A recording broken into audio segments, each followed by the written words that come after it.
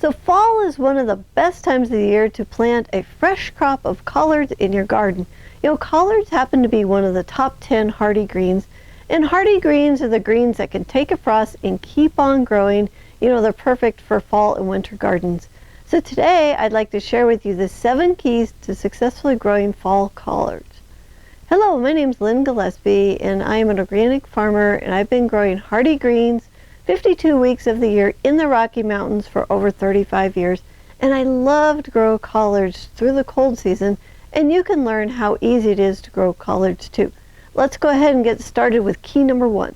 So key number 1 is what variety to grow. Now there are several varieties of collards. The one that I like to grow is called Flash, and collards are very hardy and are related to kale. All right, key number 2 is timing. And collards, they germinate in temperatures between 45 to 80 degrees Fahrenheit. And in zones 3 and 4, you're going to want to plant your fall collards the first week of September to get it established before you start getting hard frosts. Now, if you're in zones 5 and 6, you want to get your collards planted the second week of September to get them established before it gets too cold. For zones 7 and 8, you're going to want to get your collards planted like the third week of September because you need to get past some of the summer heat for the best success. But you'll want to get them planted before the day length gets too short. Now, if you're in zones 9 and 10, you have a really great opportunity here to grow some really amazing collards all winter long. And it's best to get your collards planted about the 4th week of September if the summer heat has subsided. If not, then go ahead and plant the first week or 2 of October. So our goal here is to get the collards in before the days get too short and after the summer heat has gone.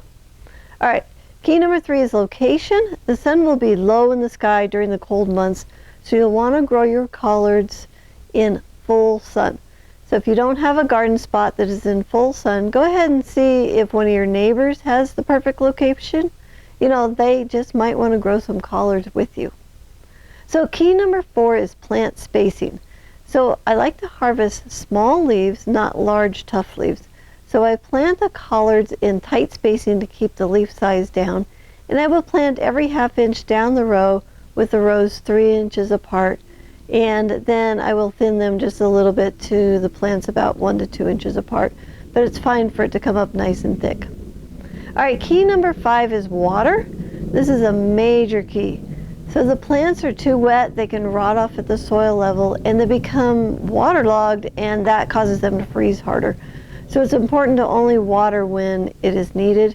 You know, sometimes I will water my winter collards only once a month. And if you're not sure if the plants need water, then skip it. You know, you're going to be surprised as to how long they can go without a watering. All right, key number 6 is fertilizer. Collards is not a very heavy feeder, especially in the winter time. And so I'm going to go ahead and feed the bed with a ½ inch of compost and a sprinkling of organic fertilizer before I plant, and then I don't feed that garden bed for the rest of that growing season. So before we get to the last key, I would like to invite you to enroll in our Hardy Greens e-course if you want to learn more skills to grow the top 10 hardy greens.